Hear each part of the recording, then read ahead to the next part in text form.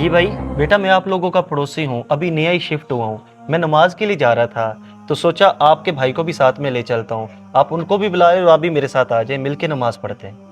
اچھا چلو میں بلاتا ہوں بھائی کو۔ عباس بھائی، باہر کو مولوی صاحب آیا، آپ کو نماز کے لیے بلا رہے ہیں۔ مولوی صاحب؟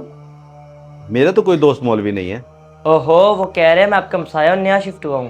اچھا تو اس کو کہہ دو میں گھر پہ نہیں ہوں۔ اچھا میں انہیں کہتا ہوں۔ سوری بھائی جان، بھائی گھر پہ نہیں ہے۔ بھائی بات سننا بھائی، مگر میں نے تو انہیں ابھی اندر جاتے ہوئے دیکھا ہے، آپ مہربانی کریں انہیں بلا دیں، انہیں کہ نماز کا ٹائم قریب ہے، آئے مل کے نماز پڑھتے ہیں۔ عباس بھائی وہ کہہ رہے ہیں میں نے ان کو اندر جاتے دیکھا، آپ خود جا کے بات کر لیں۔ یار یہ کوئی زبردستی ہے؟ میں خود دیکھتا ہوں اس کو کون ہے یہ۔ ہاں جی فرمائیں، کیا مسئلہ ہے آپ کو؟ مسئلہ تو کوئی نہیں بھائی جان، میں صرف نماز کی دعوت کے لیے آیا ہوں آپ کے پاس۔ ہاں تو مجھے پتہ ہے نماز پڑھنی ہوتی ہے، آپ بار بار بلا کے شرمندہ کیوں کر رہے ہیں؟ جائیں آپ اپنا قبلہ درست کریں، میں پڑھ لوں گا نماز۔ بھائی آپ غصہ کیوں کر رہے ہیں؟ میں تو اللہ اس کے رسول کا پیغام لے کر آیا تھا۔ چلیں، جزاک اللہ خیرا۔ بڑا آیا نمازی، اب نہیں کسی کا دروازہ کھٹکائے گا یہ۔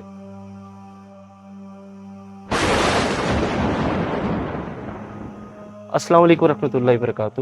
بھائی جان ایک بات تو بتائیں۔ وعلیکم السلام۔ جی بھائی بولیں۔ بھائی ماشاءاللہ مسجد تو آپ لوگوں کی کافی وسیع ہے، لیکن یہاں پر نمازیوں کی تعداد کیوں کم ہے؟ جی بھائی یہی دکھ ہے مجھے بھی، میں نے کئی دفعہ لوگوں کو نماز کی دعوت دیا لیکن کسی نے میری صحیح طرح سے بات نہیں سنی۔ جی مجھے ویسے اندازہ ہو رہا ہے آپ کس بات سے، ابھی میں بھی اپنے ہمسائے کو نماز کی دعوت دینے کے لیے گیا تھا، اس نے بہت برے طریقے سے میرے ساتھ بات کی۔ لگتا ہے یہاں پر مسلمان کافی دور ہیں اپنے اللہ سے، نمازوں کے قریب تک نہیں آتے، مسجد بھی بالکل ابھی نماز میں خالی تھی۔ دیکھیں ہماری بھی یہی کوشش ہوتی ہے کہ لوگ مسجد میں نماز کے لیے آئیں، لیکن ہماری کوئی سنتا ہی نہیں ہے۔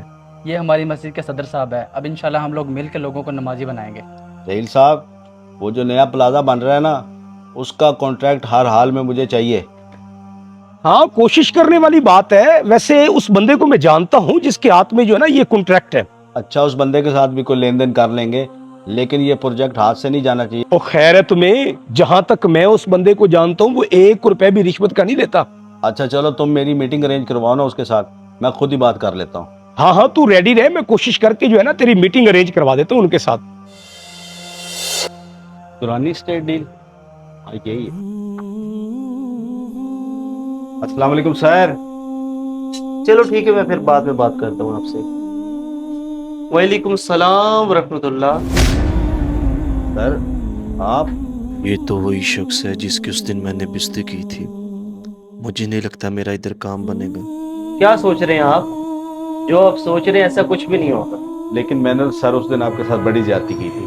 کوئی بات نہیں، وہ میرے اور میرے رب کے درمیان کا معاملہ ہے، کیونکہ میں نے نیکی کی دعوت دی تھی، اور جو نیکی کی دعوت دیتا ہے اس کی راہ میں مشکلات آتی رہتی۔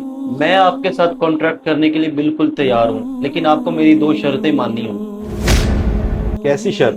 ایک تو یہ کہ آپ کو 5 ٹائم کی نماز کی پابندی کرنی پڑے گی، اور دوسرا یہ کہ آپ نے کبھی جھوٹ نہیں بولنا۔ ہمیں اپنے دنیا کے کاموں کی تو بڑی ٹینشن ہوتی ہے، لیکن سب سے زیادہ جس چیز کی ہمیں ٹینشن لینی چاہیے وہ ہے نماز، جس سے ہم یکسر غافل ہیں۔ ہمیں ایسا بالکل بھی نہیں کرنا چاہیے۔ 5 ٹائم اگر رب نے ہمیں نماز کا حکم دیا ہے تو ہمیں ہر حال میں اسے ادا کرنا ہے۔ مجھے سمجھ نہیں آتی جو بندہ نماز نہیں پڑھتا وہ بھی کوئی انسان ہے؟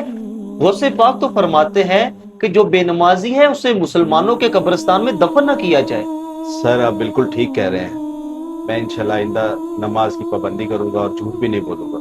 اگر آپ کو ہمارا میسج پسند آیا تو اسے زیادہ سے زیادہ شیئر ضرور کیجیے اور ہمیں فالو کرنا مت بھولیے۔ بہت شکریہ۔